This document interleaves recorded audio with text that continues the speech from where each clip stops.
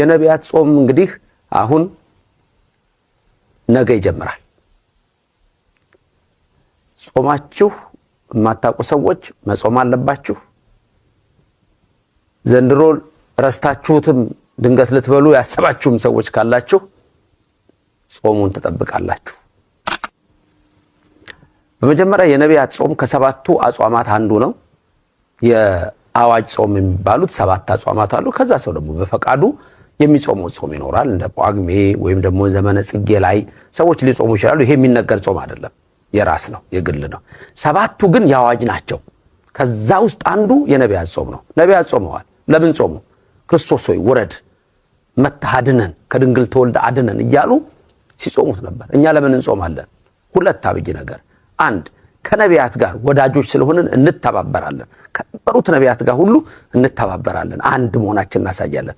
ሁለት ክርስቶስ ደግሞ እነሱ ውረድ ተወለድ እንዳሉት በእኛ ልብ ውስጥ ይወለድልናል።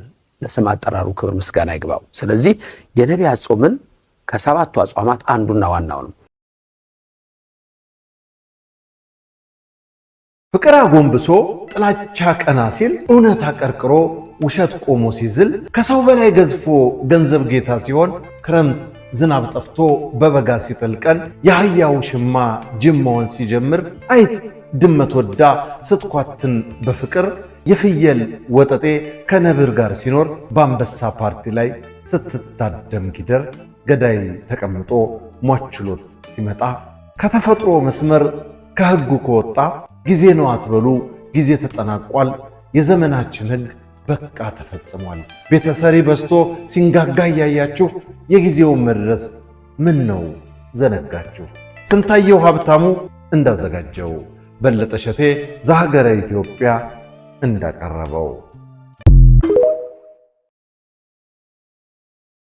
ቲክቶክ ላይ ያላችሁ አንዳንድ ወንዶች ማለት ነው ቁም ነገር ማለት ወንድ ልጅ ቆንጆ ነኝ ብሎ ያሰበቀን በቃ ተበላሸ። በቃ ወት ብልሽት ተብሏል። በቃ ማለት ምንድነው የሚያሽለጠልጣችሁ?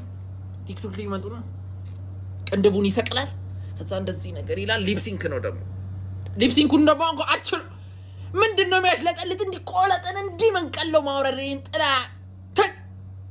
እንዴ ወይ አብዲሳ ጋር እንኳን ይሄን ጉድ ሳይ እውነት እንዴ በላይ ዘለቀ እንኳን ነው ተሰቀለ። እውነት እንደዚህ አይነት የሆነ ትውልድ ምንድነው? ቆስጠን ነው እንጂ ምንድነው እንዴ? እኛ መልካተን ነው አተን ነው ግን ምንድነው እንዴ?